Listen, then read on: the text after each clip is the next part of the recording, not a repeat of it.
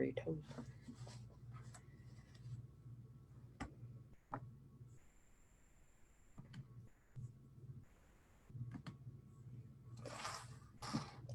Welcome, everybody. I hope you're all having a fantastic week. We are on Thursday, almost to the weekend, and I am super excited today to be joining me on my Fearless Female Live, Maria Kemp.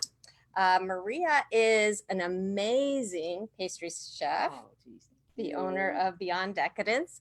Maria and I met, we were just kind of figuring this out a couple years ago at a networking event. Maddie Fatties. Maddie Fatties. Maddie Fatties, yeah. The Lake Norman Small Business Network. Thank you. Well, it's a lot of words.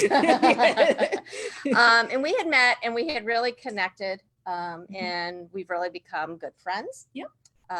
We also support each other. Maria's that kind of go-to person for me when I'm stuck or, I'm like, okay, what do I do? Or what do you think of this or that? But you do that for me too, so yeah. Yes, so it's reciprocal. And the thing I really love about you, Maria, is you are very genuine, very authentic. I believe that we all need to get to that place where we can be living in true integrity and authenticity.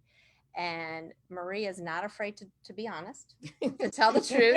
She does it with love and compassion. And politically correct when needed. Most of the time. Yeah, most of the time, yeah. But yeah, no, she's just an amazing woman. And I'm really honored that you are joining me today. So Maria, I'm going to let you kind of share with everybody, tell us a little bit about you and just kind of your journey to creating Beyond Decadence. Oh, wow. Okay. Yeah, that's a question I get asked all the time. Like a lot of people ask me, are like, so how'd you end up in North Carolina? Yeah. And, my first reaction is just to be really very, very, I don't know, raw, but I don't think people could always take that. I want to say, well, my mom died. But yeah, I don't think most people would exactly get that. But if they understood the story behind it and, and the love that I had for her and everything we went through, then they would totally understand that. But I'll take them back just a little bit further. Went to Pastry. I left a desk job working for State Farm as a contractor. And, financially it was rewarding, but there was no career growth. There wasn't the path that the regular employees had. And as my daughter was leaving home to follow her own dreams and passions and love, yeah, I saw that one coming.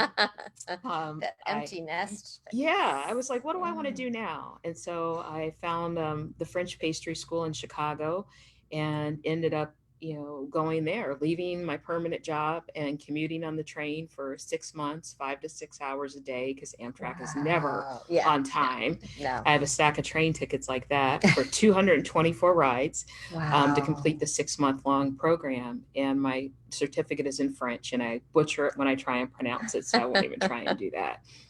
So that was kind of the start of my journey. I opened a brick and mortar bakery right out of pastry school and had that open for about 2 years.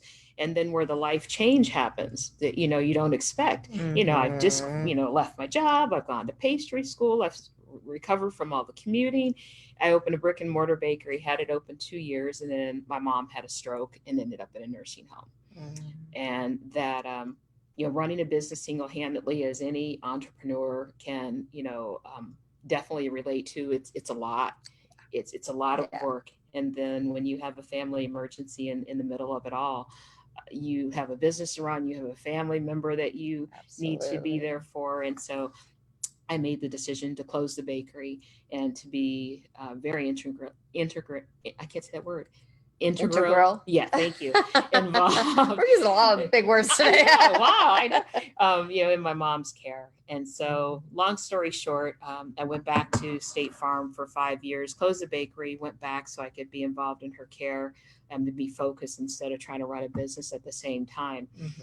And that's where I fast forward to the story. It was 6 years, 7 months, and 1 day from her initial stroke that she passed away. She actually passed away on the 9th-year anniversary of me graduating pastry school. Oh my gosh. And she had been there at my graduation, cheering me on, was proud of me and the whole bit. So it was just, it wasn't as sad from that perspective as people might have thought, because I had been with her the whole time through recovery. So that's why when people ask me, what brought you to North Carolina? I want to say, well, my mom died. Because she graduated to be with Jesus, and it relieved me of fulfilling my obligation of being there, with her in her time of need for that 6-year period. To be her caretaker and watch over her in a nursing home. Which is difficult. 4 different nursing homes. Wow. Yeah. And that in and of itself is difficult, because it's draining physically, but emotionally. Oh, to watch your parent. I mean, I've been there, and it's not easy. No, you're laying on the floor crying sometimes. Yeah. Right. So that's what brought me to North Carolina, was that, the point where she, was, no longer there. And, my friend said, oh, you need to take time and, just whatever and this and that. I'm like, you know what, that's very nice for you. But I've been grieving the loss of my mom as I knew her that whole period of time. Right. And I was with her the whole period of time. So I had no regrets at the commitment that I made. So I put my house on the market right before school was out or started, whatever. And let's see what happens. And God sold it in 9 days. So wow. You want to talk about a green light going, you can get out of Illinois. It's time. Yeah, it's time. Yeah. Okay. Yeah. So, well, I'm from Chicago too, and I think maybe that's our connection. Yeah. That we had. So you were the caretaker of your mom. You were already going into the empty nest phase, then became caretaker of mom. As life likes to throw us those curveballs. Yeah. So you really put your life on hold. I did. In essence. I did. Yeah, I put it on hold, and then, excuse me, when I moved to North Carolina, it was time. I had some time between actually my place here being ready, just to relax and hang with friends and just kind of pause and breathe for a moment. It was about actually 2.5 months. And, I moved here and knew I fell in love with, because I had visited previously. Okay. But it was time to restart my dream. I paid a boatload of money for pastry school, and it wasn't just to make a better cupcake on food day at work. I'm like, no, we need to do something with this. So when I moved here, I had restarted Beyond Decadence, just in North Carolina versus Illinois. Nice.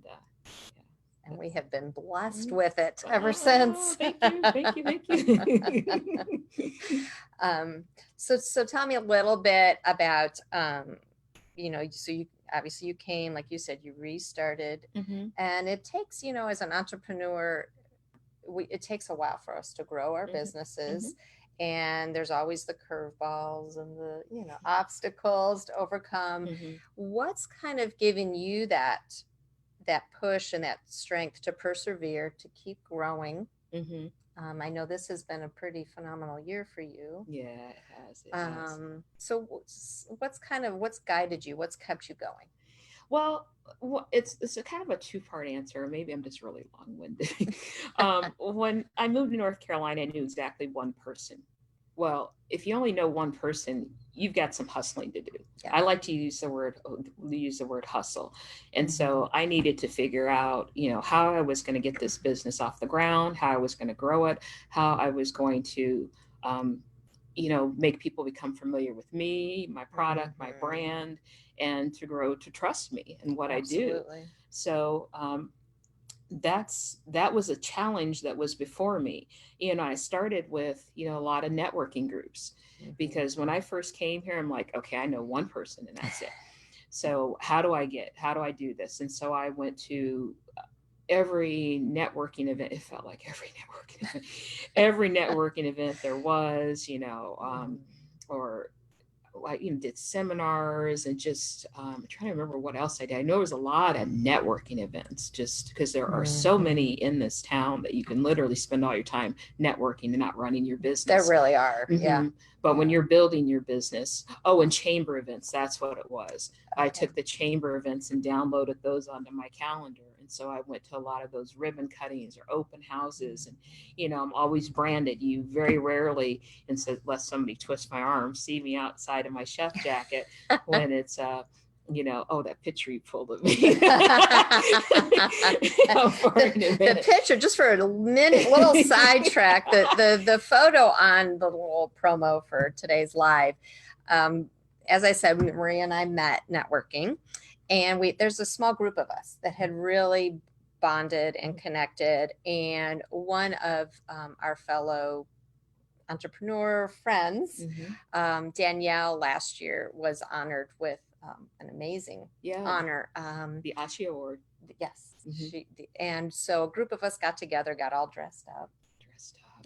Got your red dress on. What was that song? Roxy. There you go.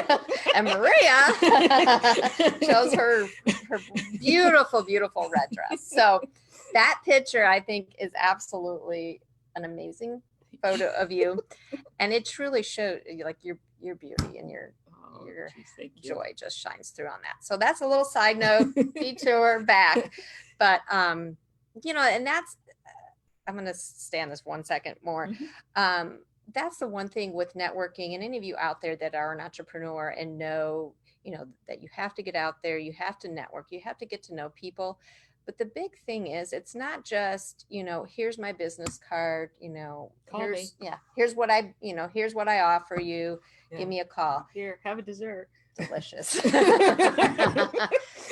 But it's at the relationships. Absolutely. One of the first things I heard from that group, because Jim Vogel used to say it all the time, is, what was it, KLT? No, like, trust. Yeah, yes. Had to get the letters in the right order because it's early. Is people need to get to know you, they need to like you, and they need to get to trust you. Because I wasn't I don't think in Illinois I did as much networking, not nearly as much as I do here. And I lived there not a lot longer, so people knew me. They knew my whole backstory about the pastry school, the train, and they knew all of that. But here, nobody knew me. So they had to, you can't, like Wendie said, you can't just hand them your business card, even though I do have a really cool business card. She does. And purple, of course. But people needed to get to know me. They wanted to have coffee with me. I tell you what, I'm not a coffee drinker. And everybody's like, oh, can we meet for coffee? I'm thinking to myself, why? But that's a way of let me get to know you. Let me find out about you. And you can't just go in there, with your phone and like, okay, you know what? We're going to make an appointment and, I'm going to sell you stuff on this date. People want to find out. They want to find out your backstory. They want to find out, what brought you here. So the story I started telling at the beginning, I've told that like a million times because people wanted to know that. It's also on my website too. But people, which we're going to put in the link. Okay, cool. But people didn't even want to read it there. They wanted to hear it from me, and they wanted to know me, and they wanted to ask questions. Usually people ask the same questions, but people always think they're asking, unique questions about the parts of the story. But that's how people get to find out who you really are at your core. I mean, and I never water it down. I'm a Christian. I'm very strong in my belief and my relationship with God, and that helps me through everything that I could do, the ups and the downs. But once people got to know me and then like me, like, hey, you're kind of fun, you're kind of cool. And then, trust, because especially, I know we're talking about trust in the big sense, but, I think it's even more delicate when you're talking about food. Absolutely. So that's how I built a lot of the relationships, and I met people and connected with people that, maybe they're not going to be, my customer.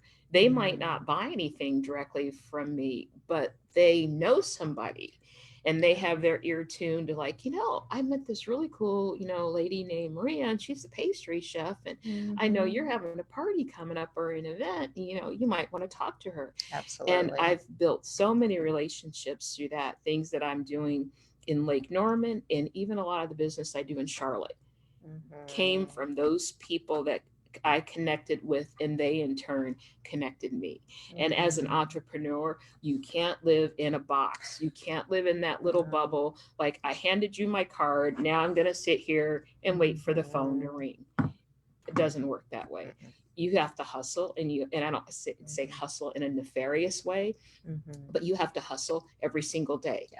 That doesn't mean you don't have downtime. You know me, I like to watch Netflix when my downtime. And our downtime is important. Yes, my downtime is important. So I can recharge and center. Yeah. What is it like? Yes. Yeah. But other than that, you have to hustle and let people know you as a person, get to know you. And I've gotten some of the most unexpected blessings and phone calls from people that I met or connected with or knew me, or somebody knew me and made the connection. I just, did catering for an event, provided desserts for a chef in Charlotte because of someone that connected to me, and we met and they did a taste test. They loved it. And hey, I got this event coming up. Would you? Yes, I will. Yeah. Yeah. And, and it's building those relationships and then nurturing them. Absolutely. So it is, like you said, it's that perseverance, but it's that consistency that's so important in growing, continuing to grow your business. Is just being out there, letting people see who you are.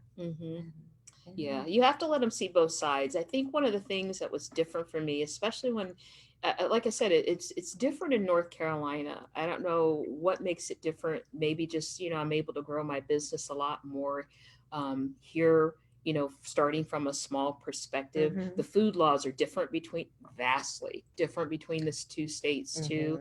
But I wasn't in the mindset as much in Illinois that I needed to, let people get to know me as much personally. There were a lot of people who knew my story, but then all the new people came in, they just kind of like, face value, or I know so-and-so and they know you and you're cool, so that's good. But here, that doesn't work. People have to get to know you, who you are. And yeah, absolutely. So letting people in, and every time I do an event, it's like, people send me a personal Facebook friend request. I'm like, okay, wait, I just met you for 5 seconds. Maybe not yet. We may need to court and do the dance a little bit longer. Test those waters a little bit longer. Maybe you could go over to my business page first. Right. But yeah, you do end up having a lot of those people who are business associates who want to get to see you on that personal side on Facebook. So be careful of the crazy stuff you put on Facebook, because people do want to connect with you there, and they're going to be your customers. They do. And they're watching, and they're going to point out everything that you post. And, I think on that same topic of social media and what we're putting out there, I know for me, it's been huge. For me, it's been very positive as far as me growing, because, I had the background of being a therapist, and I was fortunate. I really didn't have to do a lot of networking, because between insurance companies and doctors, I networked, I guess, put my information out there. But then when I kind of opened up my coaching and was transitioning there, I've had to do the networking and people want to get to know you personally. But for me, I know social media has been huge as far as marketing and building those relationships. I've made so many valuable connections on Facebook. So and Instagram, and now LinkedIn.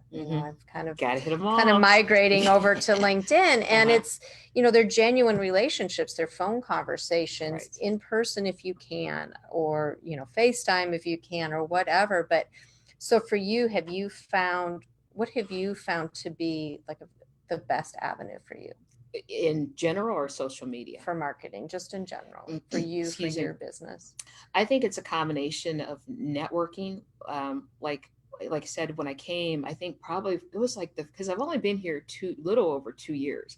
I moved here on Father's Day. Wow. And my first sale was at the end of July in 2017.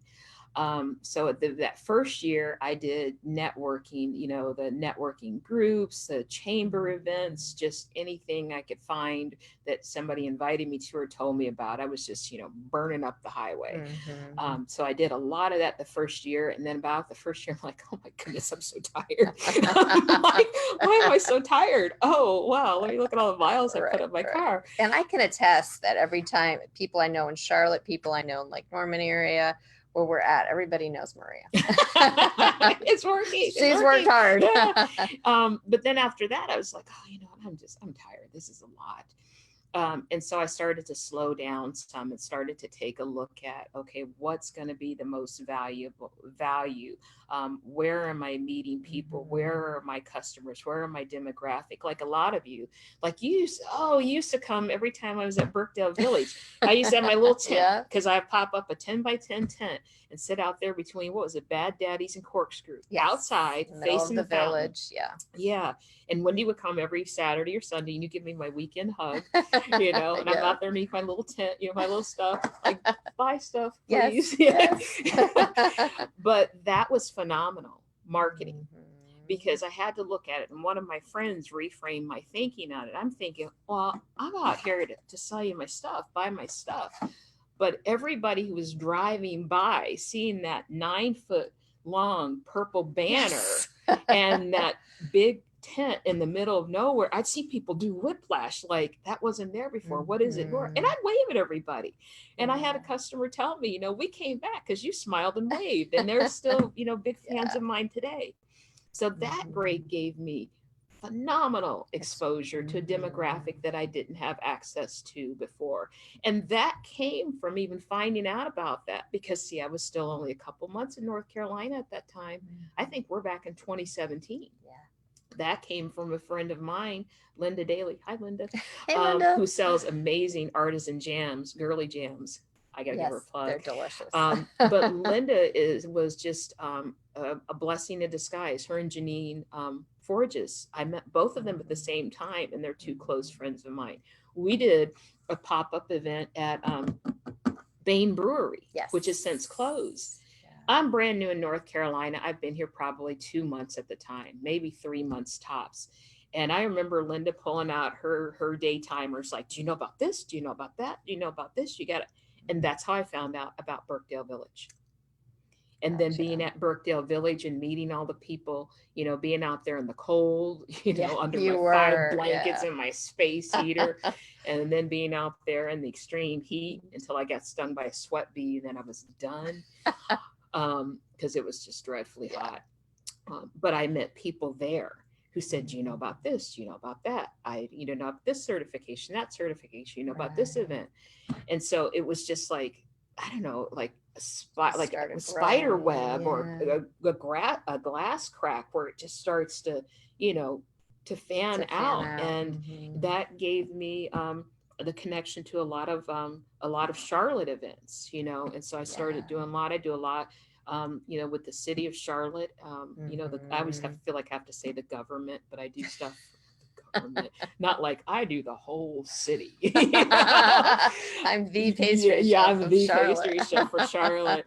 Yeah, but that gave me the Charlotte connection. A lot of the people that I met and do business with, today, and chefs that I've met. So it's like these connections and people that I met that if you take them individually, didn't seem like they were going to have, the impact that they have. Right. Yeah. That I might not provide for them, but they knew people who needed me.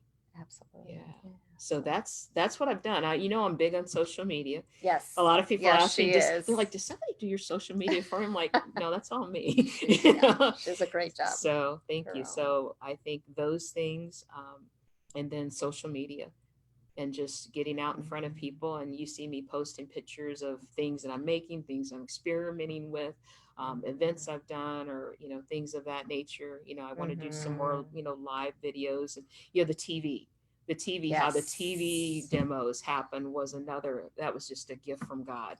Somebody that I met at an event, who connected to me, and now I've been on 5 times. Yeah. And I have a 6-time schedule. Nice. Yeah. And so when is it? In December. It's going to be right around Christmas time. Nice. So I'll be crazy busy, but it'll be a great time for the Tell viewers. Everybody what network. Yeah. Sorry. Oh yeah. I guess I know. It's WBTV, which is Channel 3 in Charlotte. And when I do have those demos, they have a live stream. So you can watch live at that time. Don't click that same link later. I always publish a link later that back to the video, but I have them all on my website on a press and media page. But even like the coverage I got from the people who make my chef jacket, they did an article on me. It just crazy connections. Yeah. Well, and again, I go back to when you're, you got to be out there, you've got to be meeting people and letting and sharing your story with people. But I think too, people are drawn to you because you have good energy, and I believe you are fully in alignment with who you are. You know your beliefs, you know your values, and you know your purpose, and you Thank you. know what you're doing. And I Thank you. think that also is a piece of this, of people are drawn to you because you live authentically. Oh, thank you. And I'm not afraid to say no. Exactly. Yeah. That's, I love that Yeah, about I'm not you. afraid to say no. I remember one of the things I quoted in the or put in the article is like, not everybody is your customer, so you need to know when to say Mm-hmm. no, and there are things to walk away from. Yeah, and the reason I also bring that up is because a lot of times I get calls all the time from people, I want to order a cake. Do you do birthday cakes? Yeah. Or I want to order a cupcake, and I want to say, okay, did you see pictures of those any place on my On my website website. ever? Yeah. Ever? But that's okay. But cupcakes and cakes and cookies and this, and it's like, Mm-hmm. no, those are not things that fit with my brand, what I want to do. I think Mm-hmm. there's plenty of other choices out there that do a phenomenal job, and that's their Absolutely. Yeah. wheelhouse. Which brings me to my point: stay in your lane, know what you're good at, Mm-hmm. focus on that. You can so easily get distracted with people calling you or texting you or emailing or flagging you down wherever they find you. Can Yeah. you do this, can you do that, and then you're just constantly pivoting. When you Mm-hmm. find yourself getting ready to pivot, stop. And I've caught myself doing it, not on the cupcakes and cookies and all that, but getting ready to pivot sometimes, and I'm like, Right. oh, wait a minute, is that really the right direction? Is that really the right person I Mm-hmm. want to do business with? Does that take me further where I want to go, or does it lead me in the wrong direction, or am I going to be Mm-hmm. working harder and not smarter? Bingo. Yeah. Yeah, there you go. Yeah, and that's true. And that's true, no matter what it is you're doing, whatever you're offering, a product, a service. Um, I think you offer both because, Mm-hmm. with the catering piece and stuff, it's a Right. service as well Right. as your product. And Mm-hmm. staying in your lane is so important. And also who you connect with. And I've kind of learned that, and I've learned it the hard way in some cases, Mm-hmm. of make sure if you're going to do an event with somebody or you're going to collaborate with somebody, Oh, wow, look at that make lint on the ceiling. make sure you guys are in alignment, Oh. that you have, Mm. your messages are similar and your values are similar, and that you are in alignment so you can stay focused. Oh, yeah. And the thing I've started to ask myself too, because what, guys, we can be, so many opportunities can be brought to Yes. us, and it's learning to discern what are the opportunities that are truly the valuable opportunities that are in alignment with what we're doing, with our message. And I've had to learn that too, and sometimes it's a little bit scary to Mm-hmm. say No. no, because it appears to be a really good opportunity. But you know what? If it's going to take me this way, Mm-hmm. it, like you said, is Mm-hmm. that really working harder or smarter Yeah, and getting absolutely. me to my end goal? And I've said yes to things before, and then I kind of stopped and paused, or prayed Mhm. about it. I should have prayed about it first, but Right. sometimes we get the order wrong. And honestly, I have a 32-year-old daughter. She's a whiz at marketing, lives in Georgia. Hey, Devin, see, I said hi Hey, to Devin. you. And I've talked to her, before, because obviously she's my daughter. She knows me well, but she's an adult, and she thinks Mhm. different than I do. And I've bounced things off her before, and she's like, "What are you thinking? That's crazy. That's not your this. That's not your that." Da, da, da, Right. da, da. And I'm like, "Oh, okay," because pride sometimes will keep us so, think that we have to be so closed in, and we have to keep it in. I can figure it all out by I myself, can I do don't it need all. anybody. Yeah. Yeah, and you absolutely cannot, because you're in your own head and you can't be objective, and you think all your ideas are a great idea. Then Absolutely. you tell your friends, they're like, what? Yeah. So having other people that you trust, who can be very real and very raw with you. Even Mhm. like my dad, he's in his 80s, but he's my dad, but he's still very sharp, very with it. Mhm. And he'd be mad if I said he was in his 80s, because he's still just 29. But he's got a very strong psychology background on top of the wisdom of Mhm. age. So I've bounced things off of him. So between him, my daughter, and then my circle of friends here, who are business owners and women, and we all are, have a lot of the same challenges. It does help me a lot, and then obviously, praying. But I've said yes to things before and then been like, okay, well, I'm too far down this rabbit hole now. I got to follow through because I always follow through once I commit. If I have to do it, I will.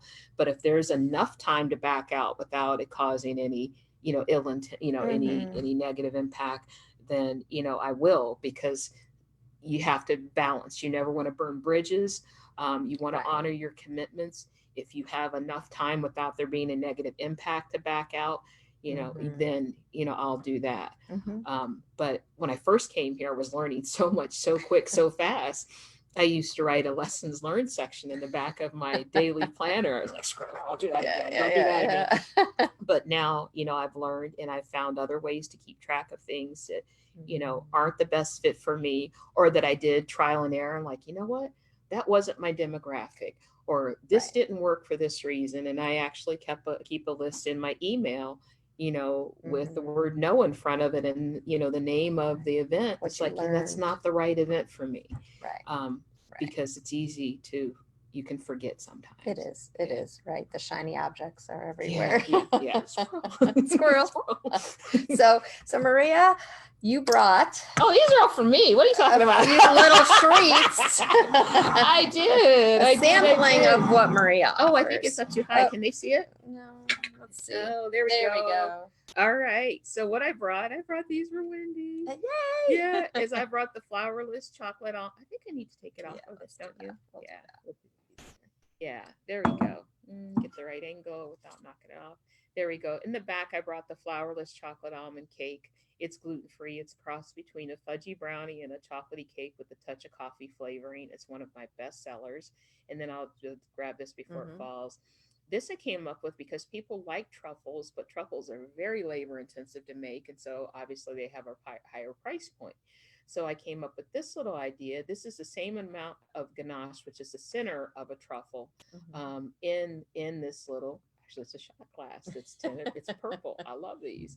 And this is dark chocolate, 60% cacao. So it's a bittersweet chocolate. It's Ghirardelli's by brand, and it's flavored with Grand Marnier, and it has a little orange zest on top. And that little sugar pearl that rolls around is edible. It's a chocolate shot.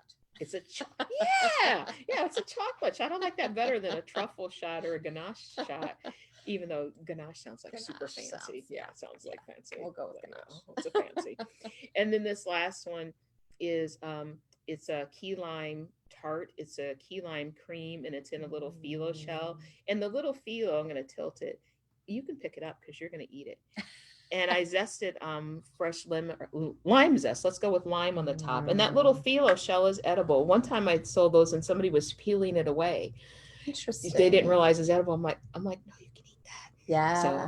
So so you can eat that. I can eat that. And you've done your cheesecakes in this as well. Right? No, not cheesecakes, because those little shells only bake for like 5 minutes if you even bake them. And cheesecakes bake for so long it will destroy it. Something else I had. Bourbon chocolate chip pecan pie. Yeah. I do a lot in those little shells because they're super cute and they're just, I can eat it. I'm live. Everybody's gonna watch me. Here, I have a napkin for you. They're really super, super good. Thank you. I don't know if we're supposed to eat on TV, but I thought maybe take a bite. I'm going to. It's my live. Yeah, there you go. Chemist yes. The last thing I want to mention before we leave is I did a pop-up last week at Club Pilates, and it went really, really well. Well, minus the day that the air conditioning was broken, so it ended up being a 2-day pop-up once the air was fixed.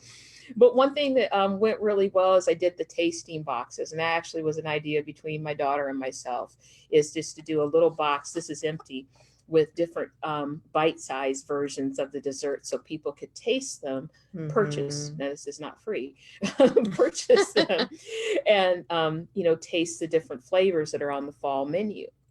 what I Great found, idea. well, what I found out as I was talking to a lot of the ladies is they like took one and then they sat it down at home, and the husband and the kids ate the rest. And they're like, so was it good? Did you like it? Should we order for Thanksgiving? Yeah. So I'm probably going to be doing these again. It did be a different box, but I think this time I'm going to focus on pie slices. I had pie slices in one of them, and that went really well. So that way people can figure out their pie flavors for Thanksgiving. So I love it. So Maria, how can people get in contact with you if they want to order, or you can ask go questions? to, thank you. You can go to beyonddecadence.com, www.beyonddecadence.com is my website. I have not activated online ordering yet. That's something I'm deciding whether I'm going to do for the season or not, because I Okay. have a lot of people who call and email. And as I started doing more catering, people pick up the phone and they call. But for my customers who need smaller quantities, I'm deciding whether the online ordering is going to be the best avenue or not. It's a very busy season, a lot coming up, and the tasting boxes and events and meetings and just. Do you have your events on your website? If people wanted to come see you. I used to, but they're not right now. Okay. Yeah. I've really been leaning toward Facebook. Yeah. Which I know I need to, Yeah. branch, but I've really been doing a lot of the events on Facebook, Okay. because a lot of my fans do follow me there, and on Instagram, and I'm on LinkedIn. Okay. But yeah. And it's Beyond Decadence on Facebook. Yes, everything is Beyond Decadence. Yes. And my phone number is 704-777-6946. That's 704-777-6946. Donna Miller from Story Brand says you have to say things like 3 times. She'll say it like 3 times. So y'all got it, right? And we're going to put it in the comments so you can reach out to Maria. And I encourage you guys. It's phenomenal.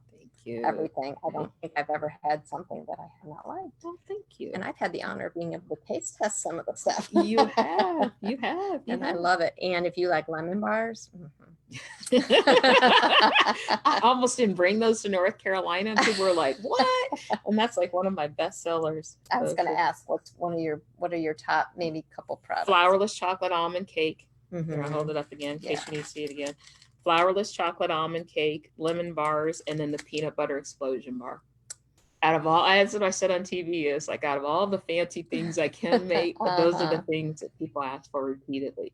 Nice. And I went a little bit different on my holiday menu this time, with the flavors of pies. I did different flavors than I usually do, and I've got a few ideas. So nice. I'm excited to see. So Maria, thank you so much for joining me today. Thank you for inviting me. It was fun. Yeah, absolutely. If any of you have questions or comments, you can put it in the comments, or you can reach out to Maria and myself as well. Anything that I can do to help any of you on your journeys, just let me know. Put in the comments you'd like me to call or message me.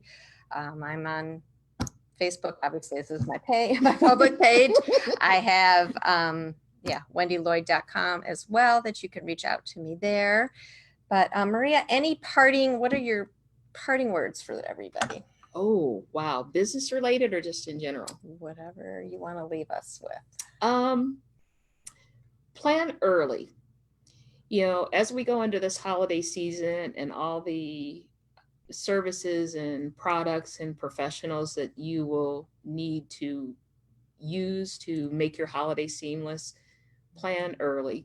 It's going to be a busy time of year for all of us, where we have a lot on our plate, and we want to be able to service you with the utmost, the best service that you deserve. And if you plan early, then we can definitely do that and accommodate your needs.